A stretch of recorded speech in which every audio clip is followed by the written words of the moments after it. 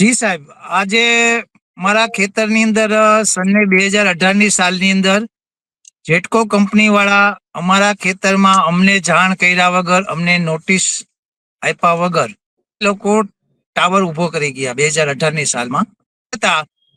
તો આ અંગેની તમામ માહિતી, આ અંગેની તમામ રેકોર્ડ ને વગેરે માંગણી કરતા ધીમે ધીમે ખબર પડી કે આ જેટકો કંપની વાળા એ અમારી સાથે મોટું ચીટિંગ કરીને, ખેડૂતો સાથે ચીટિંગ કરીને તે લોકોએ મારા મૃત ફાધર કે સને 2017ની સાલમાં એક્સપાયર થઈ ગયેલા હતા એમને જીવિત બતાવી અને કલેક્ટર ઓફિસમાંથી હુકમ મેળવી અને તે લોકોએ એક ત્રાહિત વ્યક્તિને ત્યાં રજૂ કરી અને કપટથી હુકમ મેળવી અને એક મોટું કૌભાંડ આચરેલ છે.